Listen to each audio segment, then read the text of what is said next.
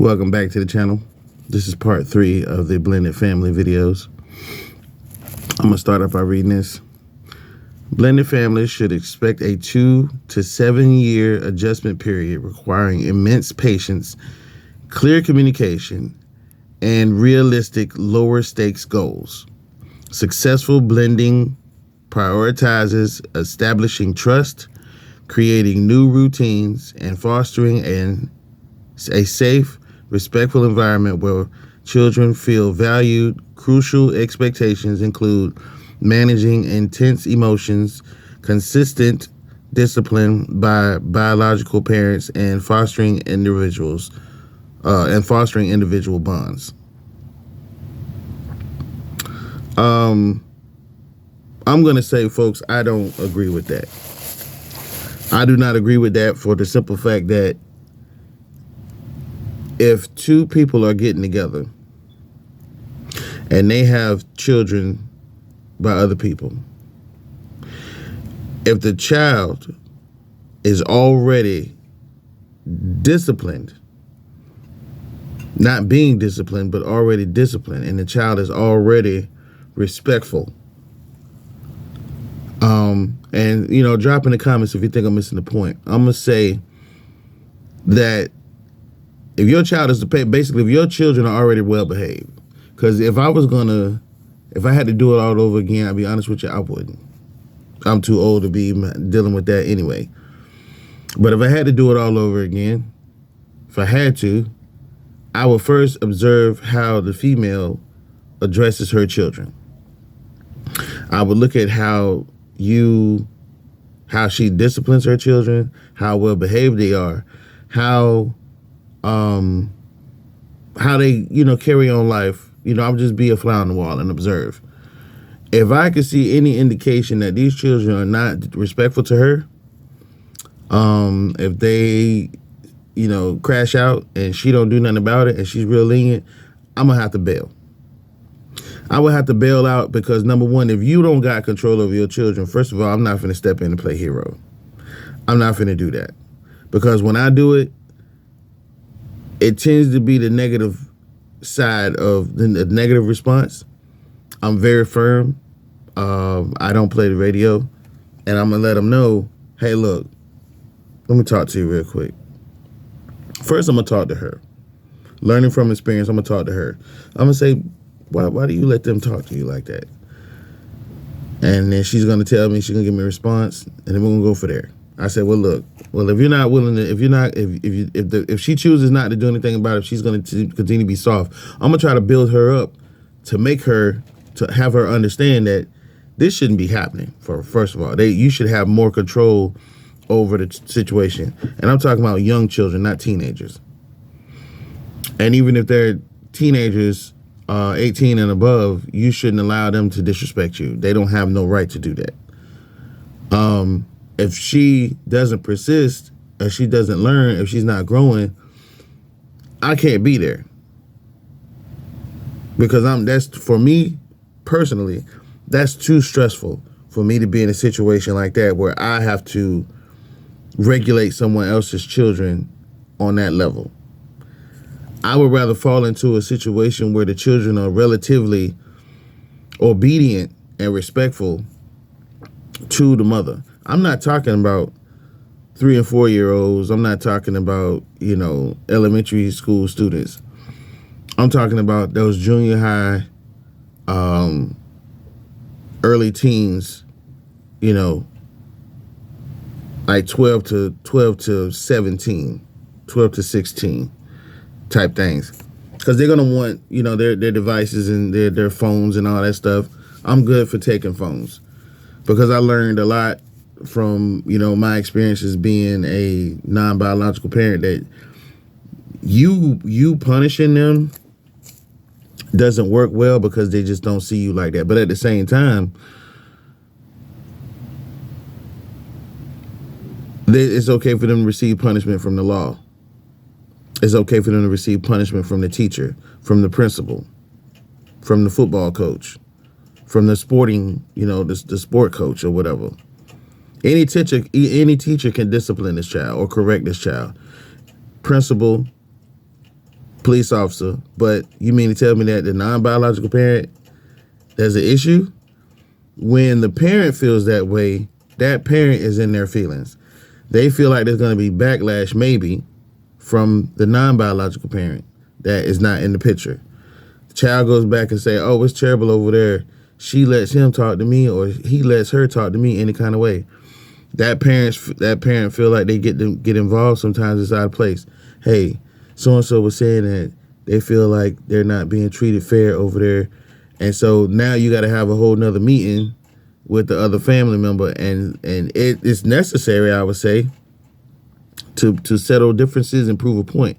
Because you can't stop that parent that's not in the picture from being concerned.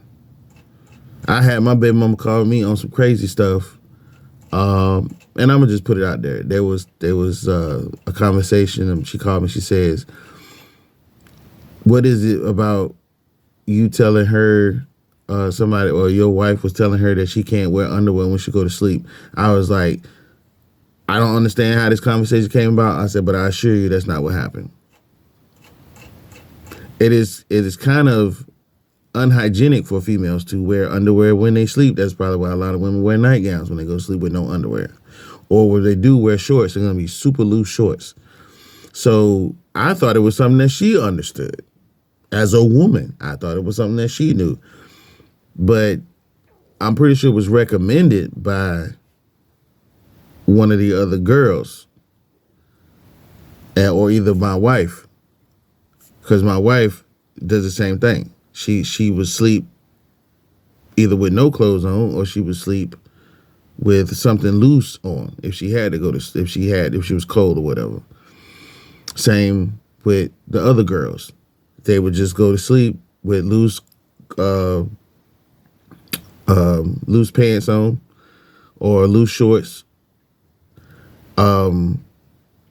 But I just didn't understand it. So we had to have a conversation about that. Those type of things can happen because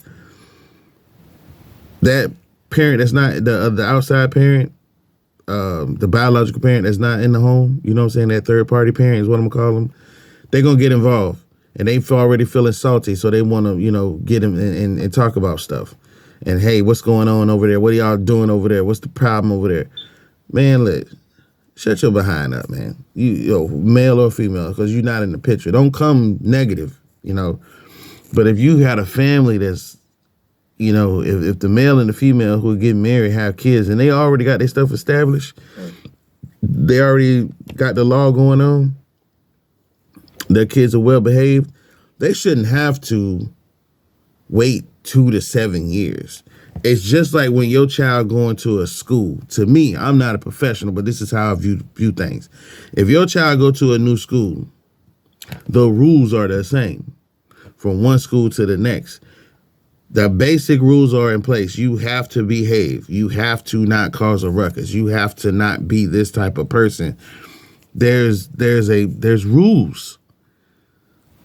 And who keep up the rules? The teachers, the principal, the school board, so forth and so on.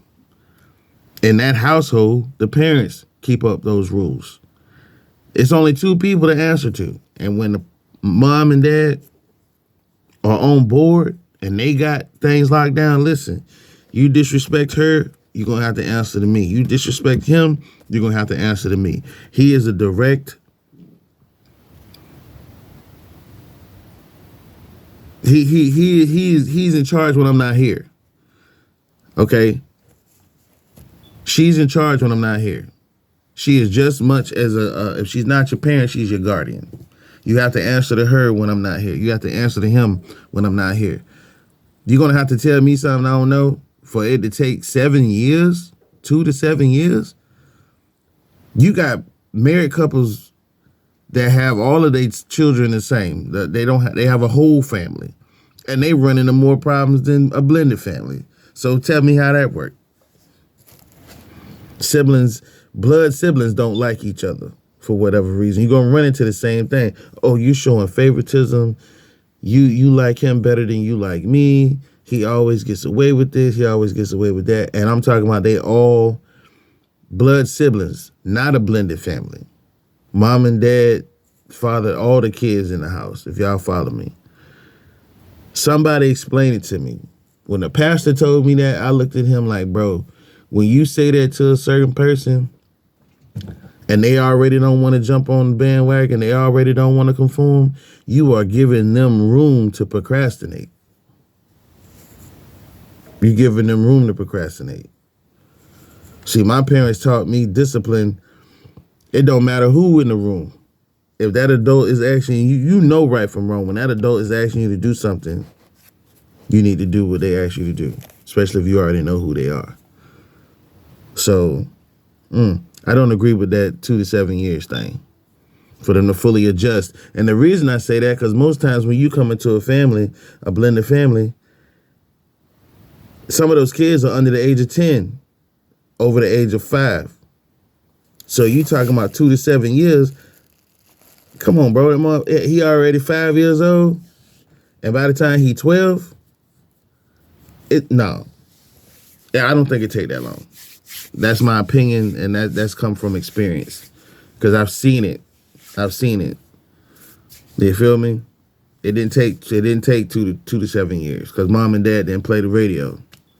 Mom and dad did not play the radio.